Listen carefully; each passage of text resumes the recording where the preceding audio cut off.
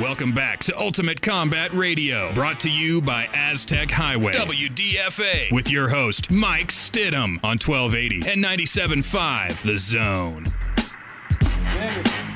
Welcome back to Ultimate Combat Radio. This segment is brought to you by Aztec Highway. Get it your way at the highway, WDFA. Go check them out at 3300 Southwest Temple. They got all your MMA gear, apparel, anything else, paraphernalia that involves MMA. You can get it there. Good stuff. All right. I want to remind everybody about the trivia question, because we've had a few texters text in some guesses, but they were completely wrong. Not just wrong. Completely way off. Yeah, there was not just one weight class. And that you might have been correct in the UFC one, but not in UCE one. And so the question is, how many divisions were there in the first round of Ultimate Combat Experience? Mafu, I understand you think you might have the answer to this? Being one of the old school guys but still look young guys, I think there should be about 5, 6, I would think, because there's more than just MMA back in the day. There was also a kickboxing We had division. 3 weight classes in MMA and 3 weight classes in kickboxing, and we actually gave out championships to all 3, or to all 6 rather. So yeah, the correct answer would be 6. So that's over. You can't win the GSP rush. We kind of climaxed early there, and I don't mean that in the sense that would get me beeped off, but but we came to a crescendo early. He's watching it, basketball anyway. There you go. He is paying attention. All right, well, so Mafu, you're here, and I want to have a little chat with you because we have a new segment on the show called Where Are They Now? And a couple weeks ago, we caught up with Tommy Gunn Wagner, believe it or not. Can you believe Tommy Gunn is still kicking around? That's a tough dude. I don't think Death could catch that guy. You know, it's interesting you say that because we thought Death did, but he beat Death, and he's here. So, Mafu, what's going on with you? Where have you been? It's been a couple of years since you fought. When's the last time you had a fight? I really don't remember. I'm pretty sure 3 years or so. I'm kind of out of it. You're out of it in the sense that you're not fighting, but I understand you're not out of it in this. I mean, you've been training at pretty much every gym in town. Is that rumor true?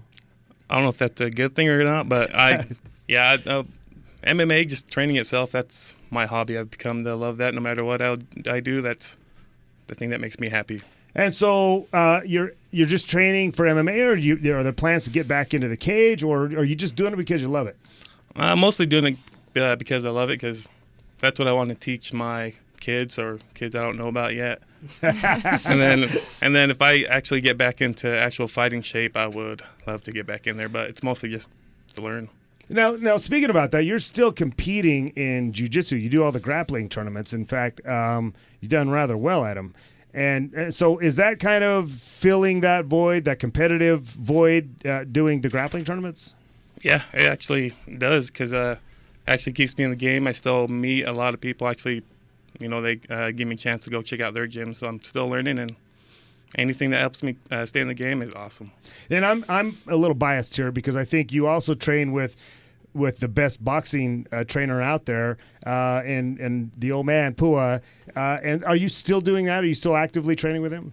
I'm not. I'm kind of afraid to go back because my cardio is so bad. I don't want to go back and just die. I actually want to try and work on my cardio so I can go back and give him my all and not just be lazy like always.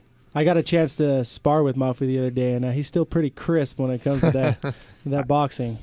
I got a chance to do push-ups with Mafu. Like I said, my cardio,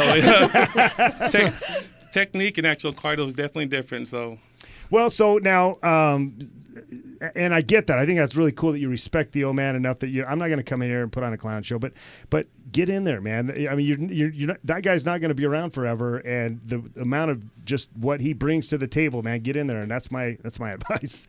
I know.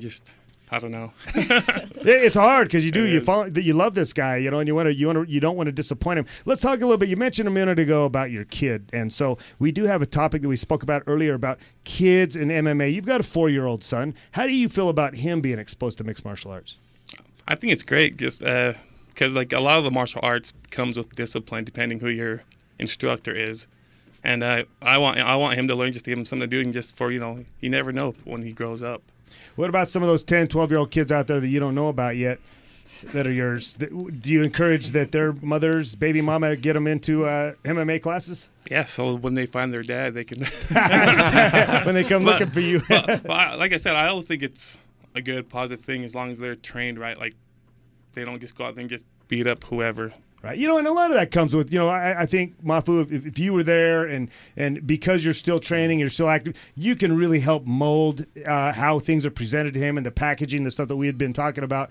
And so I think that's a great opportunity for you. I know I've found with me and my 15-year-old son, it's been super awesome just to have that thing in common. We did the Eric Paulson seminar together, and you'll never have a more cool experience than that. In fact, you were my son's partner at that seminar, and it was really cool for him to have that mentor, I think, a little bit with you, being there with him. So I'd encourage you to do the same with your kid. Yeah, always. And your son, he's awesome. Just watching him grow up. I've known him for so long. Like, he's cool, like a little brother to me. Yeah. So, yeah.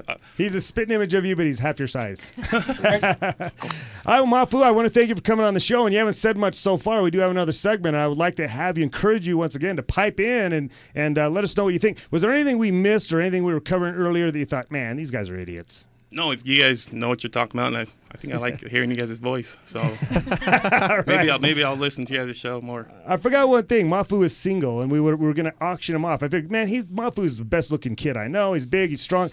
How do we, maybe do something for charity? We can raise some money for the children or something. So, and Mafu, I understand you don't care, male or female, if they were to. Too sexy for my love. Love's going to me. Back to the quiet one. Mafu, can we get you? Can we auction you off? Yeah, might as well. Ladies, call in, man. You can go on a date with the quiet one, Mafu Fosten. If you don't know who he is, go on our website, go through the fighters page, and find him. He's a good-looking son of a gun. Even if you're a guy that looks like a lady. Don't let me find out. That took an interesting turn. All right, Mafu. Well, once again, thanks for coming on the show. Thank you. All right, we're going to be checking in with Joe, the first man of MMA. Joe, the UFC guru. We're going to check in and talk about some UFC and all kinds of other stuff when we come back.